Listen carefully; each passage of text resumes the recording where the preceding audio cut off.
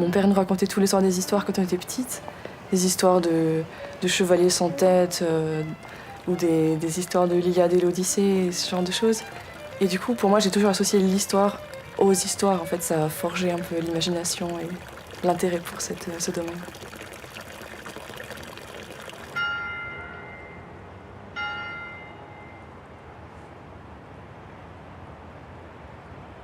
Quand j'étais petite, je rêvais d'être un chevalier. Parce que la princesse, dans les histoires, elle est juste accoudée à la fenêtre à attendre et c'est pas très intéressant.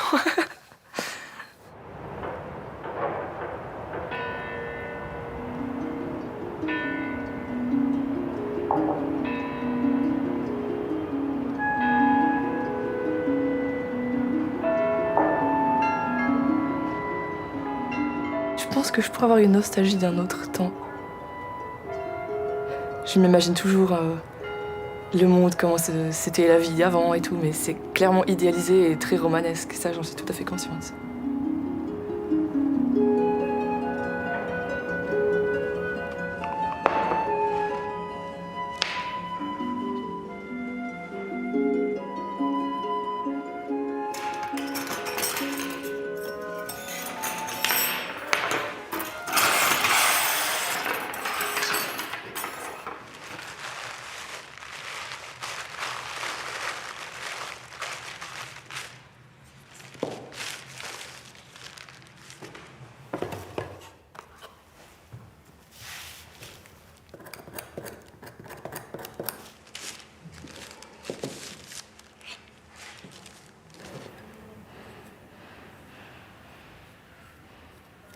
Quand les gens me demandent ce que je fais comme métier, que je dis que je suis restauratrice, la plupart des gens connaissent pas du tout ce métier en fait. Ils croient que je fais de la restauration dans un restaurant. Et si je leur dis que je fais de la restauration d'art, ils disent « Ah, c'est un restaurant gastronomique !»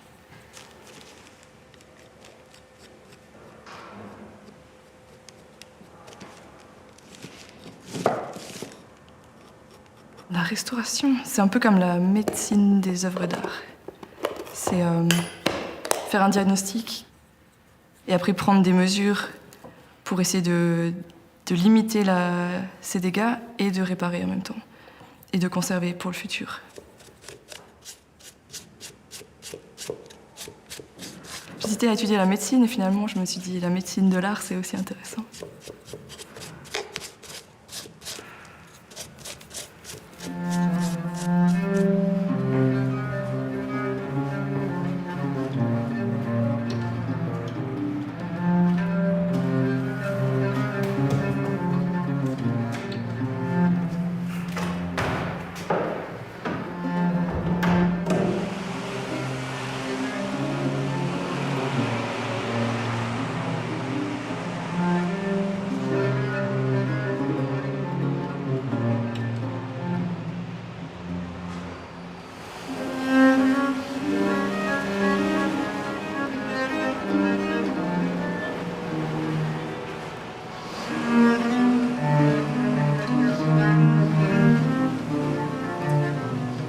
En ce moment, je travaille au Palais fédéral.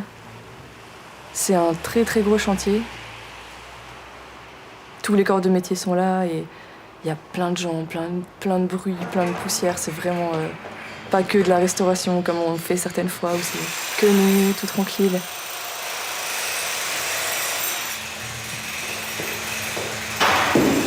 Mais j'aime assez bien cette ambiance de chantier parce que on voit plein de gens de tous les pays et au fil des semaines et des mois, on commence à se lier d'amitié avec certaines personnes et il y a vraiment un bon état d'esprit sur le chantier. Sur le chantier, on parle bernois, allemand, français, italien, espagnol. Je commence petit à petit à apprendre le portugais aussi, du coup. Le slovaque, ça, je parle pas encore, mais ça viendra peut-être. Il y a vraiment toutes les nationalités présentes, alors.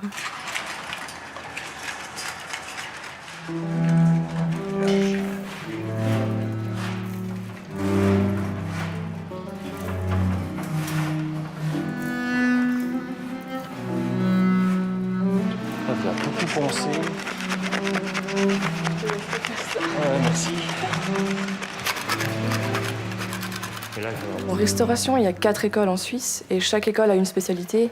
Et moi, ce qui m'intéressait le plus à la base, c'était la peinture et la sculpture, notamment aussi à cause de Léonard de Vinci et de la Renaissance, et c'est plutôt ce style d'objet qui m'intéresse.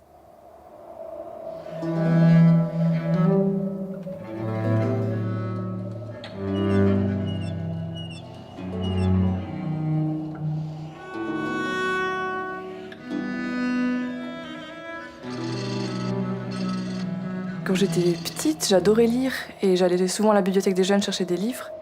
Et une fois, je suis tombée sur la biographie de Léonard de Vinci pour les enfants. Je devais avoir une dizaine d'années peut-être.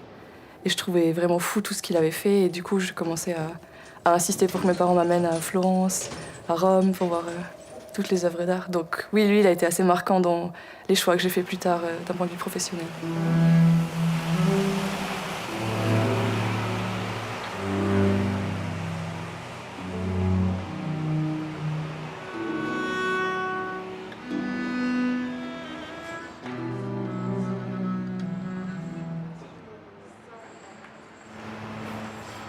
Tu me passes ici.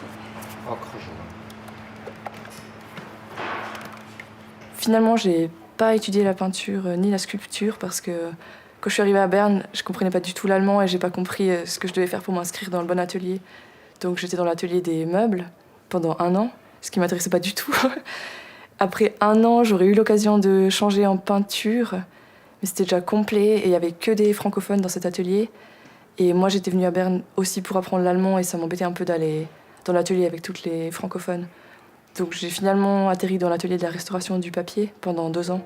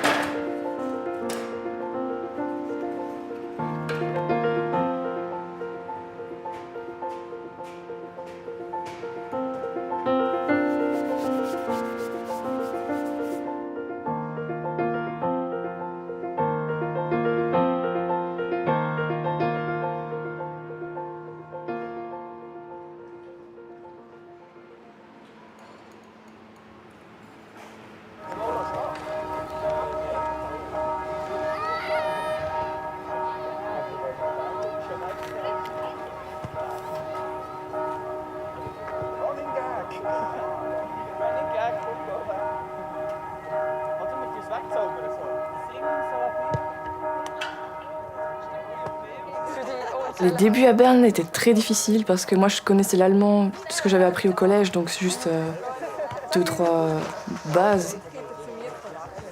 On va faire un petit match. On va essayer de pas, c'est le premier entraînement. Mais c'est surtout pour ça que j'ai décidé de commencer le rugby tout de suite. La première semaine, j'ai commencé l'école et le rugby. 521 Bern!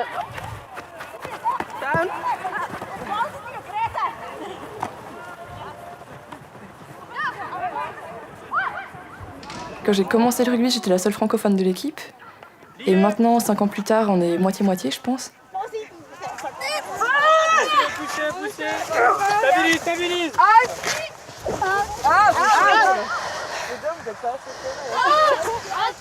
Bon sol, on déblaye.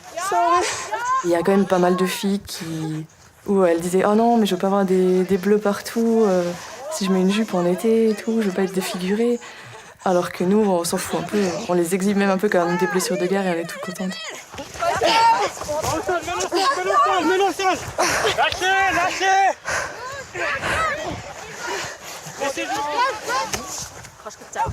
La partie contact, ça me plaît bien. Parce que je trouve que c'est pas seulement le contact avec les adversaires et de se ramasser des coups, c'est aussi le contact avec ses propres coéquipières. Liez-vous. Section. Dans le quotidien, on n'a pas de contact entre les gens, c'est très chacun pour soi et assez fermé. Poussez.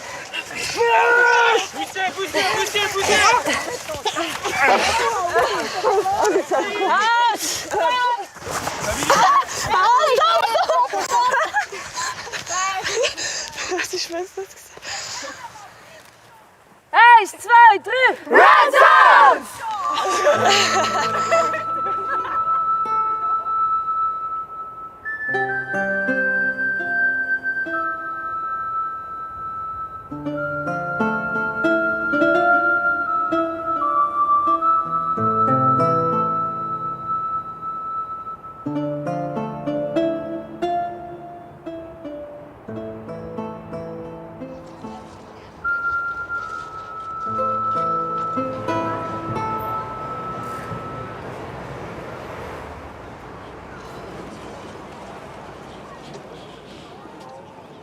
J'ai grandi dans une famille de filles, vu que j'ai 2 sœurs.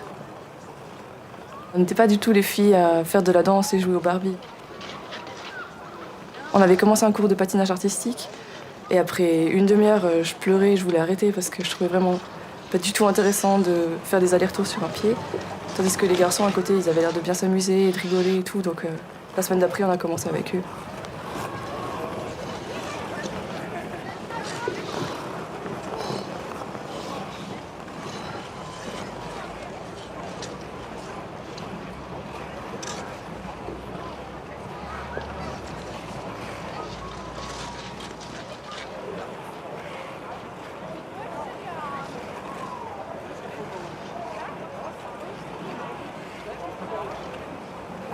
J'ai l'air d'être très calme et il y a des choses que je supporte pas et je supporte pas l'injustice par exemple. Et si je suis confrontée, je pète les plombs et je me contrôle plus et je sais que ça peut vraiment arriver que je me retrouve au milieu d'une bagarre assez rapidement.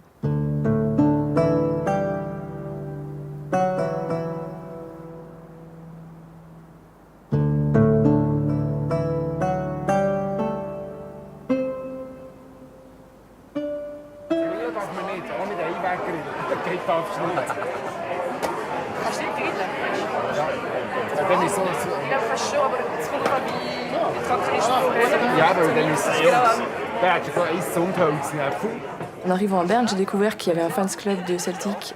Donc j'étais toute contente de voir que j'étais pas la seule en Suisse à aimer le club de foot Celtic.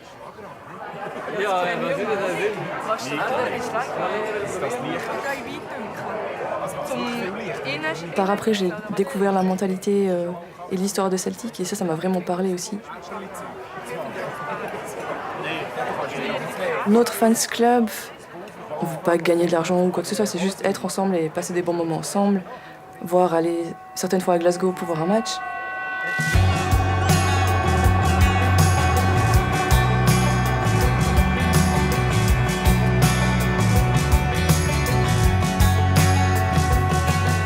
Glasgow, c'était la 2e ville la plus grande de Grande-Bretagne. Il y avait une classe ouvrière extrêmement pauvre et des ghettos et tout ça. Et du coup, le club de foot a été fondé pour aider ces pauvres. Et depuis, cet état d'esprit est resté en fait. Et c'est toujours un club qui est très proche du peuple. Et ça me parle assez bien.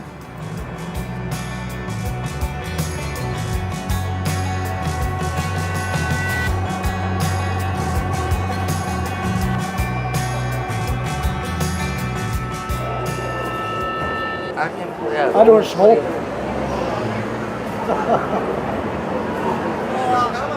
Doncatel was our mates. Oh, yeah. When Celtic played there. Alright. Yeah.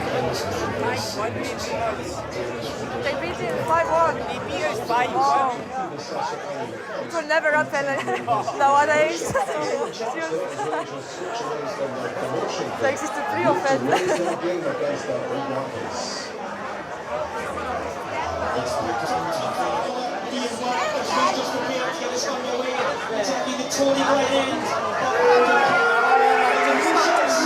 On a acheté 2 abonnements annuels à Glasgow, mais on a décidé de rester dans l'état d'esprit du club et de laisser ces abonnements aux gens de Glasgow qui n'ont pas les moyens de se payer des matchs. Donc nos billets sont chez des amis proches là-bas et eux, chaque week-end, ils les distribuent aux gens qui auraient besoin.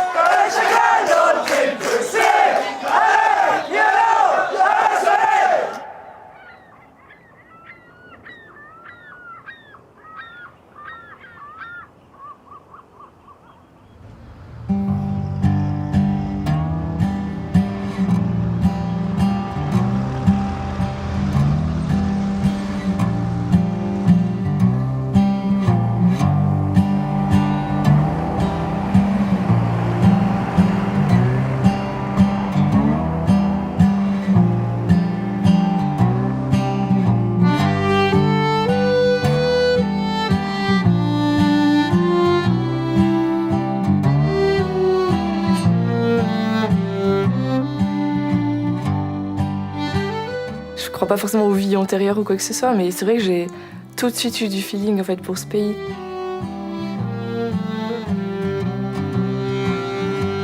Et après, j'ai vraiment mes racines en Valais et c'est clair que c'est là d'où je viens. Mais l'Écosse, il y a quelque chose de particulier.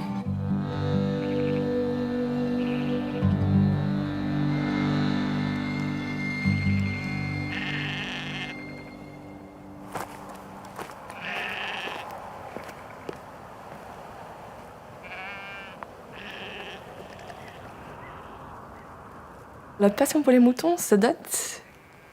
J'ai toujours trouvé que c'était des animaux assez choux et là, cette année, je suis partie 4 mois en Écosse.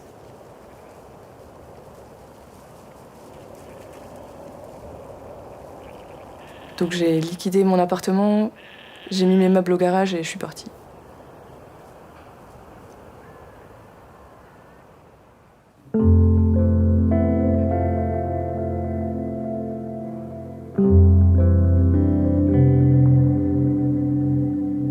Au début, ma famille prenait pas du tout ça au sérieux. Ils pensaient que c'était juste une lubie, voilà, comme les jeunes, tu changes chaque 6 mois d'intérêt. Mais là, ils ont vraiment dû se rendre à l'évidence que c'était sérieux.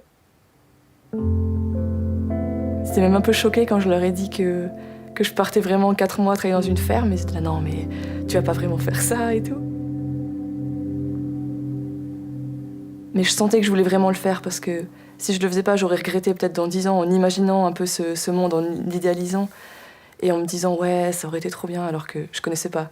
Donc je me suis dit, maintenant j'y vais, que ça, je suis fixée, et je verrai ce que c'est. Mes parents n'ont pas forcément toujours compris l'attachement que j'ai eu, ou par exemple jusqu'à quel point je m'impliquais, que j'ai rejoint un parti politique en Écosse, ou ce genre de choses. C'est un peu bizarre, parce qu'ils se disent que je suis pas concernée, ou que c'est pas mon pays.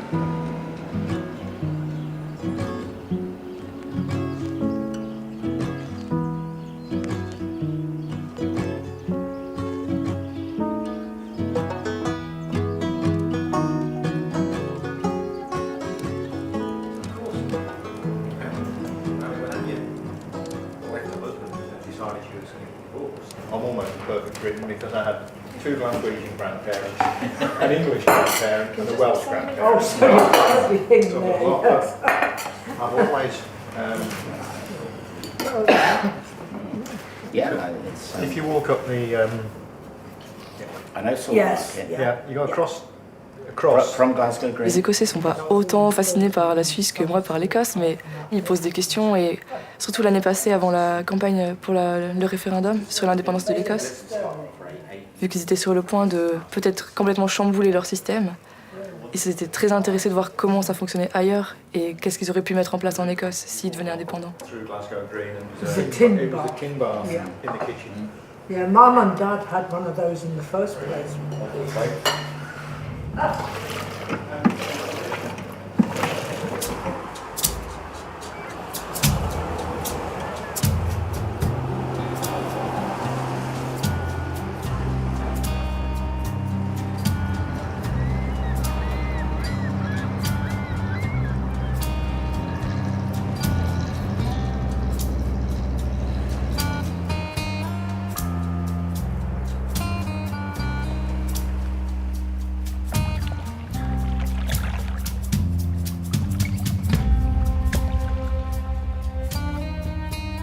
L'indépendance, c'est un thème qui me touche en général.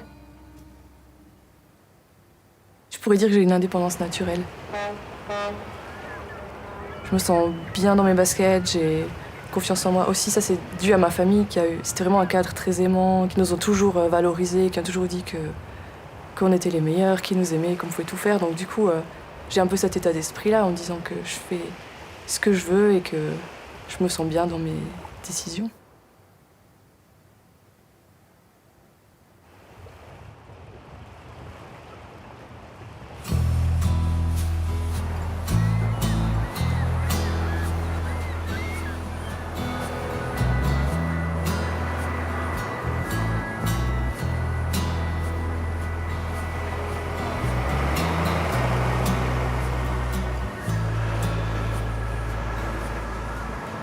Hi. I'd like to buy some haggis, please.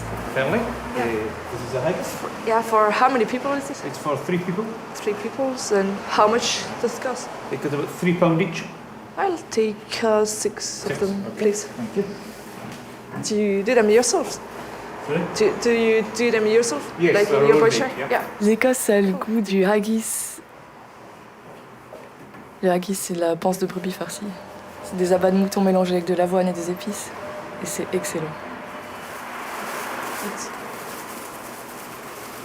We are traveling for the day, so do you think it's okay for me to be outside? Yeah. no problem. Just try and Okay. keep it cool, but this weather, no problem. Yeah. Si je peux, si j'ai de la place dans les bagages, j'en ramène.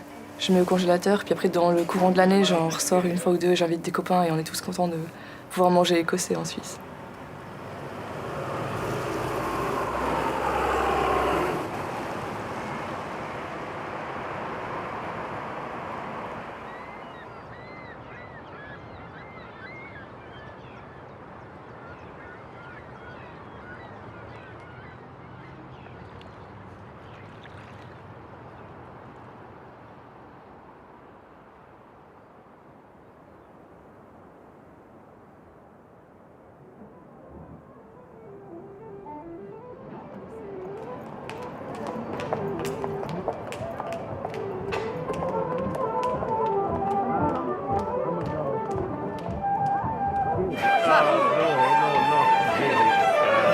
I can understand the Gaelic.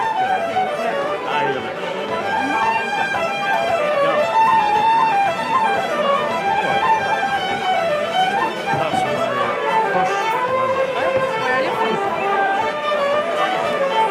Northwest of Scotland.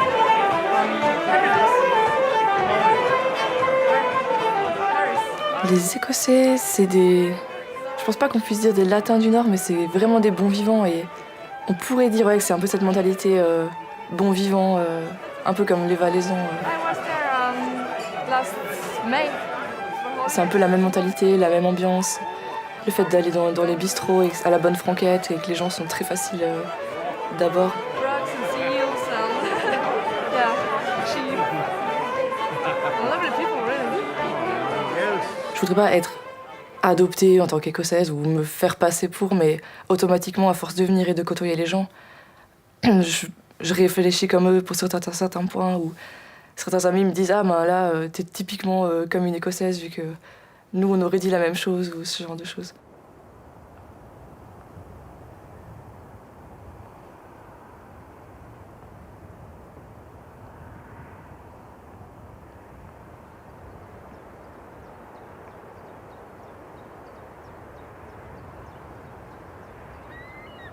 M'imaginer à 30 ans. Alors ça, je m'imagine pas vraiment vivre en ermite au fin fond des Highlands. Non, une famille ce serait pas mal. Ou alors tous les gamins du village qui viennent jouer dans la pelouse et courir après les animaux, enfin ça irait aussi.